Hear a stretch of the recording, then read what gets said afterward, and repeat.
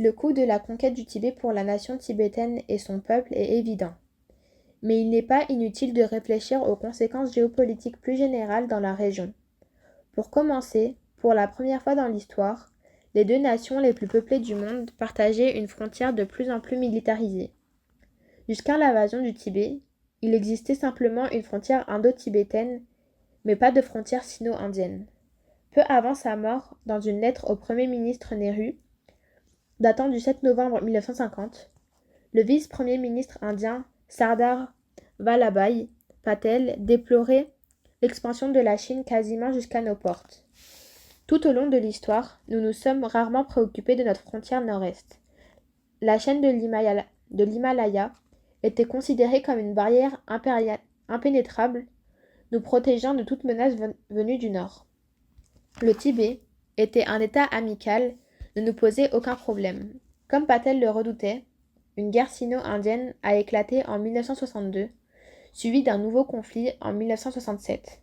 Patel était plutôt réaliste et pragmatique, contrairement à Nehru, idéaliste et visionnaire. Ce dernier s'inquiétait de la polarisation croissante du monde entre l'OTAN, organisation du traité de l'Atlantique Nord, et le pacte de Varsovie, mais aussi, d'un point de vue économique, entre le Nord et le Sud. Son rêve d'une collaboration non alignée a conduit à la signature de l'accord de Panchel, littéralement l'accord de 5 principes, entre l'Inde et la Chine, en 1954, qui mettait en place un plan de respect mutuel entre les intégrités territoriales respectives, de non-agression mutuelle et de non-ingérence dans les affaires internes, d'égalité de profit mutuel et de coexistence pacifique. En bref, l'invasion et l'occupation du Tibet par la force ont créé une instabilité à long terme sur le plateau tibétain, affectant tout un groupe de nations qui tenaient traditionnellement pour acquise la paix à leur frontière nord, l'Inde, le Népal, le Bhoutan et la Birmanie. C'est en ayant à l'esprit cette préoccupation pour la paix et la sécurité en Asie que par la suite, en septembre 1987, j'ai suggéré dans mon plan de paix en 5 points que le plateau tibétain soit transformé en zone tampon démilitarisée entre les deux plus grandes puissances militaires d'Asie. Du point de vue écologique, beaucoup de grands fleuves asiatiques trouvent leur source dans le plateau tibétain, dont le Yarlung Tsango, le Brahmapoutre, le Sange Kabab, l'Indus, qui coule vers le sud, et le Djachou, le Mékong, le Machu, le fleuve jaune, et la Drushu, le Yangtze, vers l'est. L'occupation chinoise a eu un effet dévastateur sur la salubrité de ces cours d'eau, avec des conséquences environnementales significatives pour de nombreux pays en Asie. Et à l'avenir, à moins qu'on ne prenne des mesures de préservation des sources de ces fleuves majeurs, des conflits importants liés à l'accès à l'eau sont susceptibles d'émerger, car cette ressource est nécessaire à la survie de centaines de millions de personnes en Inde, au Pakistan, au Bangladesh, en Birmanie, au Laos, en Thaïlande, au Vietnam et au Cambodge. Certains spécialistes de l'environnement appellent le plateau tibétain le troisième pôle, en sus des deux pôles habituels, entre autres parce qu'il constitue le plus grand réservoir d'eau douce du monde.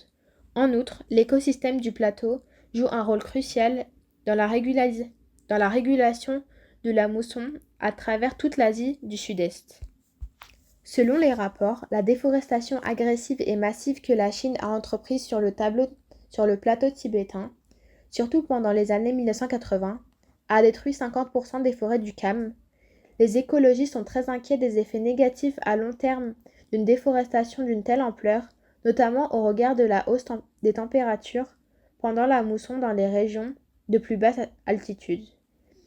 Il y a de nombreuses années, un scientifique spécialiste de l'environnement m'a affirmé qu'en ce qui concerne le changement climatique, tous les dégâts écologiques que l'on inflige au plateau prendront beaucoup plus de temps à se résorber à cause de la haute altitude et du climat sec du Tibet. Il m'a aussi expliqué que les grandes plaines du nord du pays, le Shanktang, jouent un rôle crucial dans la baisse des températures en reflétant la lumière du soleil au lieu de l'absorber. L'une des principales sources d'inquiétude est la construction de de méga-barrages comme celui du lac Yamdrok, Yumtso ou le barrage de Zangmu dans la région de Loka, près de la frontière du Bhoutan. Aujourd'hui, la science de l'environnement nous dit qu'il y a un lien entre les tremblements de terre et la construction de barrages en haute altitude sur le plateau tibétain, étant donné qu'il s'agit d'une des régions à plus forte activité sismique du globe. Elle est également réputée pour ses vastes réserves de minerais. D'après le Bureau de recherche géologique chinois lui-même, on estime que le plateau recèle de 30 à 40 millions de tonnes de cuivre, plus de 40 millions de tonnes de zinc et des milliards de tonnes de fer, ainsi que de vastes réserves de minéraux rares comme le lithium et l'uranium. En effet, le mot chinois pour Tibet, Xizang, signifie littéralement la maison du trésor à l'ouest. Si l'on veut creuser des mines dans le plateau tibétain, il faut le faire avec une très grande sensibilité aux conséquences environnementales potentielles. Une approche imprudente, instrumentale ou mercantile entraînerait des effets à long terme que l'on ressentira bien au-delà des frontières du plateau tibétain. Pour finir, les nomades qui peuplaient traditionnellement les prairies du plateau tibétain ont été victimes d'une migration forcée à grande échelle. Historiquement, les communautés nomades du Tibet ont occupé les grandes plaines, et notamment les prairies, où elles ont développé une relation symbiotique avec leur environnement, de telle sorte que leur présence a été leur meilleur garant de la préservation de son écologie. Les déplacements de ces communautés traditionnelles ont non seulement été dévastateurs pour les nomades, mais ils ont aussi créé un nouveau cycle de déséquilibres environnementaux. Étant donné qu'une écologie saine est tout aussi importante pour les Tibétains que pour les Chinois, j'avais espéré que la protection de l'environnement fragile du Tibet serait un domaine où nous pourrions adjoindre nos efforts de façon systémique.